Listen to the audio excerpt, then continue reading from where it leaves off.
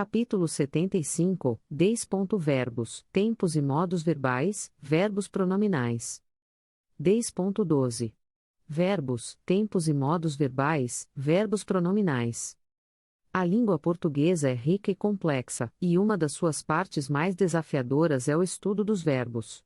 Os verbos são palavras que indicam ações, estados ou fenômenos da natureza e são essenciais para a construção de frases.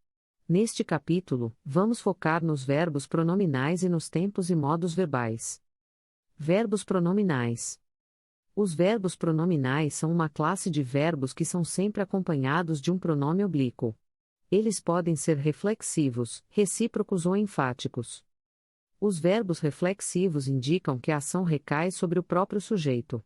Por exemplo, na frase eu me machuquei, o verbo machucar é reflexivo, pois a ação de machucar recai sobre o próprio sujeito, eu.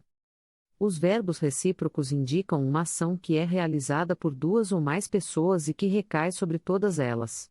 Por exemplo, na frase nós nos amamos, o verbo amar é recíproco, pois a ação de amar é realizada por nós e recai sobre todos os envolvidos. Os verbos enfáticos são usados para dar ênfase a uma ação. Por exemplo, na frase eu me diverti muito na festa, o verbo divertir é enfático, pois a ação de divertir-se é intensificada pela presença do pronome me. Tempos e modos verbais. Os tempos e modos verbais são aspectos gramaticais que indicam quando e como a ação do verbo acontece. O tempo verbal indica o momento em que a ação ocorre, passado, presente ou futuro, enquanto o modo verbal indica a maneira como a ação é expressa, indicativo, subjuntivo ou imperativo. O modo indicativo é usado para expressar uma ação que é considerada real ou verdadeira.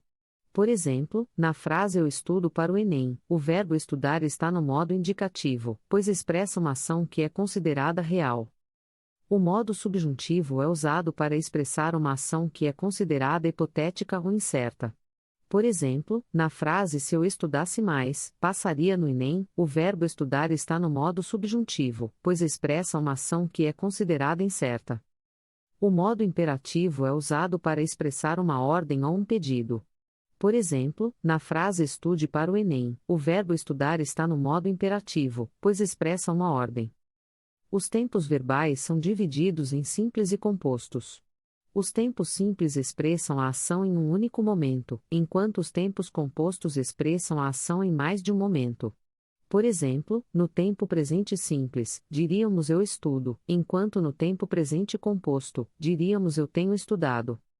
Compreender os verbos pronominais e os tempos e modos verbais é fundamental para dominar a língua portuguesa e se sair bem na prova do Enem.